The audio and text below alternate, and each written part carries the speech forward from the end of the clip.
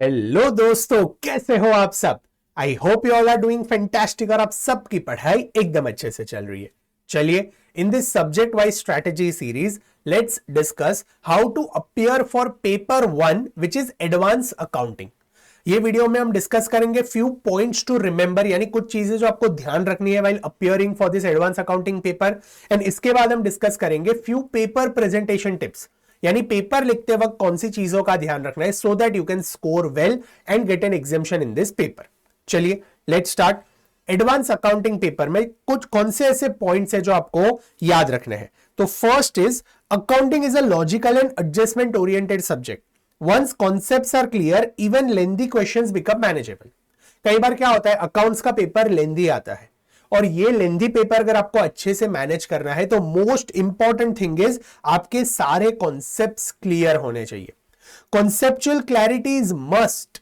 Understand theory well, no need to by heart it as it is not required. देखो, accounting standards की सारी जो theory है वो बाय हार्ट करने की जरूरत नहीं है, बट लॉजिकली आपको जो ट्रीटमेंट्स है वो सारे समझ में आने चाहिए, जो डिस्क्लोजर रिक्वायरमेंट्स है वो सारी समझ में आनी चाहिए।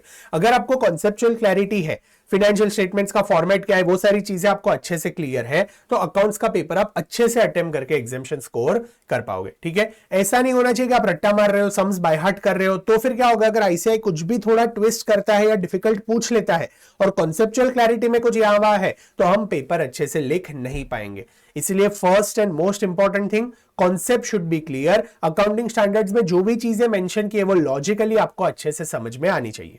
Next, focus on module questions only. Most of the paper will be from it. No additional materials required. ICI module, RTP and MTPs are sufficient. Accounts already बड़ा सब्जेक्ट है और उसके अंदर ICI मॉड्यूल में बहुत सारे इलस्ट्रेशंस एंड प्रैक्टिकल प्रॉब्लम्स है, और जो आपका पेपर है वो 60-70% मॉड्यूल में से RTP MTP में से ही बनता है। इसलिए बाहर ऐसे बहुत सारे रिसोर्सेज आपको मिलेंगे जिसमें बहुत सारे क्वेश्चंस, एक्स्ट्रा प्रैक्टिस क्वेश्चंस और ये वो सब दिया है, उसकी जरूरत नहीं है। मॉड्यूल के क्वेश्चंस अच्छे से कर लो, लास्ट 3 अटेम्प्ट के आरटीपीज, एमटीपीज और पास्ट पेपर क्वेश्चंस कर लो। This is more than enough to get an exemption in accounting. उसके बाद, avoid running behind multiple reference book और random YouTube videos and questions as they dilute your focus. क्या होता है, कई बार हम अलग अलग रिसोर्सेज यहां वहां से उठाते, ये बुक में से पढ़ लो, वो बुक में से पढ़ लो, यहां से अकाउंटिंग स्टैंडर्ड्स कर लो, फिर आज यूट्यूब पे बहुत सारा कंटेंट अवेलेबल है। देखो, every faculty has only one aim कि आप पास हो जाओ, इसीलिए सारे फैकल्टीज वीडियोस डालते हैं, बट आपको सारे फैकल्टीज के वीडियोस नहीं देखने हैं। ट्रस्ट वन, जिस पर आपको विश्वास है, जिसमें से आप पढ़ रहे हो, उनके वीडियोस वगैरह आप देखो, बट हर जगह मत घूमो, बिकॉज अगर आप हर जगह घूम रहे हो तो आप कंफ्यूज हो जाओगे और confusion leads to less marks. इसीलिए हमें कंफ्यूज नहीं होना है, मल्टीपल रिसोर्सेज में से नहीं पढ़ना है, एक रिसोर्सेज फॉलो करो, उस पर विश्वास रखो, अननेसेसरीली यूट्यूब पे यहां वहां मत घूमना। ओके, चलो next, working notes play a crucial role because ICAI awards step wise marking for each correct adjustment. इसीलिए अकाउंट्स पेपर में देखो आंसर आपको पता है, बट अगर आप स्टेप्स नहीं लिखते हो, वर्किंग नोट्स नहीं बनाते हो, तो मार्क्स कम मिलेंगे, because ICI step wise marking देता है।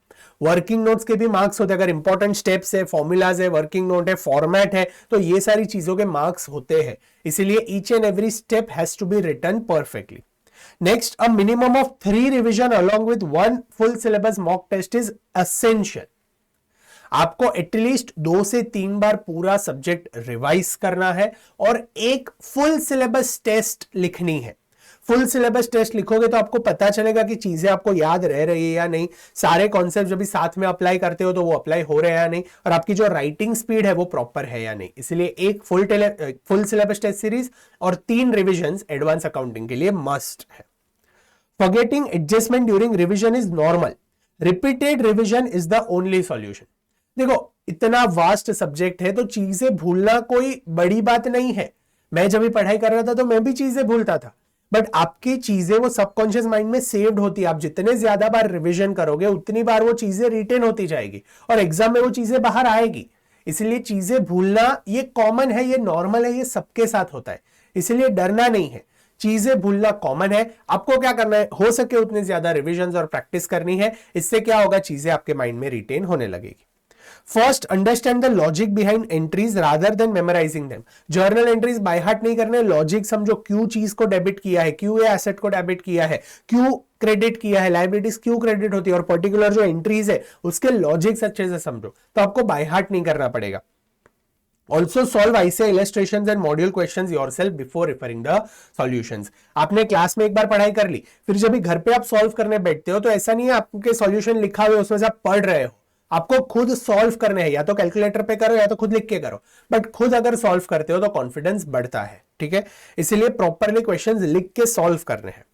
Sleep properly before exam as it is your first paper. If it goes well it creates a positive momentum for other papers. पहले पेपर में compromise नहीं करना है, क्योंकि ये पेपर आपका मोमेंटम सेट करेगा बाकी सारे पेपर्स के लिए। ये पहला पेपर है, इसलिए you have to be positive, you have to be fresh, you have to be calm. इसलिए अच्छे से पहले पेपर के पहले सोना है। Take a good 6-7 hours sleep before this paper, क्योंकि इसके पहले आपको 4-5 दिन प्रिपरेशन के लिए मिलने वाले। You are going to keep 3 to 4 days for advance accounting preparation. इसलिए ऐसा नहीं है कि लास्ट मोमेंट है, 1.5 days ही है, दिन है। इसीलिए एग्जाम के पहली वाली रात अच्छे से 6 to 7 आवर्स सोना है, ताकि नेक्स्ट डे जब आप उठते हो तो you are fresh to appear for your paper, because ये आपका मोमेंटम सेट करेगा आगे वाले पेपर्स के लिए। Next, don't discuss solution of paper after the exam, directly start studying law. Exam होने के बाद जैसे ही आप घर पे आते हो तो अकाउंट्स का पेपर डिस्कस नहीं करना है, कॉन्फिडेंस टूट जाएगा अगर आपका कुछ गलत गया है तो। 2-5 मार्क का यहां वहां सबके साथ होता है, इसीलिए पेपर डिस्कस बिल्कुल भी नहीं करना है। यूट्यूब पे आके रिव्यूज नहीं पढ़ने हैं पेपर के, सॉल्यूशंस अगर आप मिलते हैं कहीं पे तो वो सारी चीजें नहीं देखनी है। जो हो गया वो हो गया, कुछ चेंज ही नहीं होने वाला है तो क्यों देखे। जो चीज हमारे हाथ में है ही नहीं, हम कुछ कर ही नहीं पाने वाले हैं, हमने लिख के आ गए हैं, बात खत्म। अभी क्यों देख के अननेसेसरी टेंशन बढ़ाए, उससे अच्छा लॉ पर फोकस ना करे और लॉ अच्छे से अपेयर ना करे। इसलिए पेपर डिस्कस नहीं करना। एक बार एग्जाम्स हो जाए ना, फिर जितने रिव्यू वीडियोस देखने, जितने सॉल्यूशन वाले वीडियो देखने, सब देखना। But during those exams it is very crucial that you don't get distracted, तो ये चीज का ध्यान रखना है। Next, writing practice is very important. जैसे मैंने आपको कहा, 1 full syllabus mock test series is compulsory, and write and solve at least 4-5 questions in your last preparation days। आपने लास्ट के 3-4 दिन जब भी छोड़े ना एग्जाम के पहले, तभी एटलीस्ट रोज 2 से 3 क्वेश्चंस लिख के करना। फाइनेंशियल स्टेटमेंट्स का फॉर्मेट बना लिया, या फिर अकाउंटिंग स्टैंडर्ड्स की जो जर्नल एंट्रीज है वो कुछ आपने लिख ली, तो इससे क्या होगा, एक राइटिंग प्रैक्टिस रहेगी और एक कॉन्फिडेंस आपका बिल्डअप होते जाएगा। तो आई होप ये चीजें जो हमें ध्यान रखनी है वो आपको अच्छे से समझ में आ गई है। अभी आ जाते हैं कुछ पेपर प्रेजेंटेशन टिप्स पे। ये वीडियो अगर आप अभी देख रहे हो और एग्जाम्स को थोड़ा टाइम है तो ये पेपर प्रेजेंटेशन टिप्स आप वापस देख लेना, या फिर मेरे टेलीग्राम चैनल पे ये पीडीएफ आपको मिल जाएगा। तो एग्जाम के पहले ये सिर्फ पेपर प्रेजेंटेशन टिप्स एक बार पढ़ लेना, वेरी इजी। आपको लगेगा सर ये चीज आप क्या बता रहे हो, लेकिन ये कई बार चीज हम ध्यान नहीं रखते, इसकी वजह से 2-5 मार्क का फर्क आ जाता है। इसीलिए ये पेपर प्रेजेंटेशन टिप्स अच्छे से सुनना, हम फटाफट कर लेंगे। ओके, पहला क्या है, read and analyze the entire paper in 15 minutes and select the 5 best questions that you want to attempt. Start with the question you know the best. पहले रीडिंग टाइम को यूटिलाइज करना है और पूरा पेपर अच्छे से देख लेना है, अच्छे से क्वेश्चंस पढ़ लेने हैं ऊपर से, and select 5 best questions that you want to appear and start with the question you know the best. कई बार क्या होता है, हम ऑर्डर में जाने की ट्राई करते हैं, पहला ही क्वेश्चन हम मिस्टेक्स कर बैठते हैं और फिर कॉन्फिडेंस टूट जाता है। इसलिए जो क्वेश्चन आपको अच्छे से आता है ना, उससे स्टार्ट करना, इससे मोमेंटम बिल्टअप होगा और आपके बाकी सारे क्वेश्चंस अच्छे से अटेम्प्ट होंगे। दूसरा, don't start with huge questions, solid somewhere और बिटवीन, समवेयर इन बिटवीन और इन द एंड। अभी फाइनेंशियल स्टेटमेंट का पूरा क्वेश्चन आ गया तो उससे पहले स्टार्ट मत करो, क्योंकि वो बड़ा क्वेश्चन है, फॉर्मेट वाला क्वेश्चन है, शायद बैलेंस शीट टाली ना हो तो। इसलिए वो सारे क्वेश्चंस बीच में रखो या एंड में रखो। स्टार्टिंग में इजी छोटे क्वेश्चन से स्टार्ट करो तो एक मोमेंटम बिल्टअप होते जाएगा और हमारा जो मार्क्स है पास होने के लिए वो गैदर होता जाएगा। Next, underline important terms and names of accounting standards and box the final answer.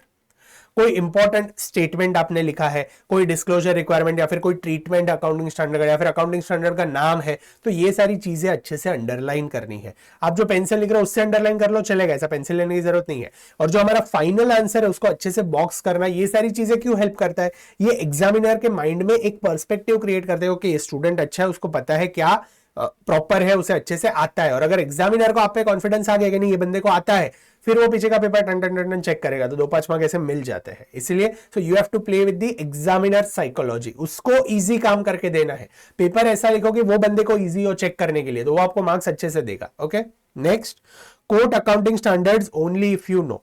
But you should know them by heart, so learn it. गलत अकाउंटिंग स्टैंडर्ड्स नहीं लिखने हैं, गलत अकाउंटिंग स्टैंडर्ड्स लिखोगे तो मार्क्स कट हो गए।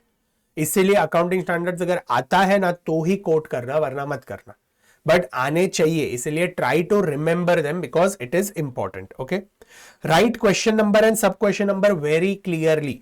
आप जब भी क्वेश्चन स्टार्ट करते हो तो प्रॉपरली लिखो क्वेश्चन नंबर 1 पार्ट ए। कई बार हम क्या करते हैं, ऐसे ही लिख देते हैं क्वेश्चन 1A। अभी इसमें वो बंदे को समझना चाहिए कि क्वेश्चन 1A है, प्रॉपरली लिखो, दिखे ऐसे लिखो, सो दैट एग्जामिनर के लिए इजी हो। Question number and sub question number has to be written clearly. Presentation should be neat and start new question on a new page. अगर पेज में आधे पेज बाकी है, ठीक है, एक बार जाने दो, नया क्वेश्चन नए पेज पे स्टार्ट करो, एग्जामिनर के लिए इजी होता है। ठीक है, चल। Many students find paper very lengthy. मैं आज से आपको कहता हूं अकाउंट्स का पेपर लेंथी आएगा, वो लेंथी लगेगा ही, क्योंकि लेंथी होता है। तो हमें क्या करना है, you need to be fast from the start. Time is very crucial in CA exams. Ideally you should complete per mark in 1.7 minutes.